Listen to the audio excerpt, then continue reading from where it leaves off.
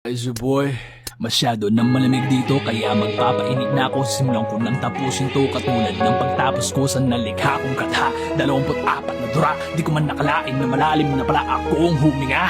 Diretso ang sipat, iniiwan ang lahat maliban sa pamilya na minamahal ko ng tapat. Pagkat apelido ko ay di mistulang aso na sikat. Pangalan mo aking namay, pinangako kong iaangat. Magkakapagpabagabag pag ginaamag at di bumabag pag nakalatag lang sa papag. Pati ambag sa pangarap ay di mailapag na kung kailan kailangan may mapatunayan sa kamo. Sinabi na bukas na lamang maraming pangarap ang mapapasarang pag inisip mo may time pa naman. Nagkakapagtaka na ko ba't ang dami na una. Madalas kasi tayong sumakay sa kawayan pag inaanod na. Gumawa ka ng iyong balsa at maglayag pa sa lumong sa baha. Kulayan mo ang iyong pahina bago ka magpahinga. Alam niyo namang si Superman walang inakasahang bayad. Kaya ang suportang hanapin mo yung pangsasalo mo ng bayag no. Magbibigay lakas sa natatangin para mas wag na wag ka nga atras pag ang polo may bukas.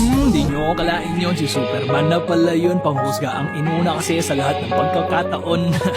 Palibasa pag wala pang pakinabang sa respeto, wag umasa dahil babalorin ka lamang no. Totoo na dapat may mapatunayan sa murang edad. Gusto na makabilang sa takaw eksena ng kalalakihan. Makabingit na nipak na kayamanan sa bukid ng kusa maraming dalaga na nais kong makita na katihaya. Sumisid at tumahong na mag-isa dami nga ng isda di naman masaya. Tagong-tagumpay di ko na masilayan pa. Kaya umamin kay Bathala na ako'y nabahala na. At nung ka napagtanto na kahit naman nang gawin mo di ka makukontento kundi nagsimula sa puso mo. Tinabi nga aking inggit, di na pinili pa pag iba makulit. Di na rin nasan na sumikat para lang may nasabi na may nakamit. Sa pamilya na ako nakatuon, pag may kita sa kanila na yun, maging ehemplo o modelo para sa inyo, sa akin ay sapat na yun. Di ba ang hanap nyo? Sorry kung binawasan ko, nais ko lang maintindihan nyo ng maayos.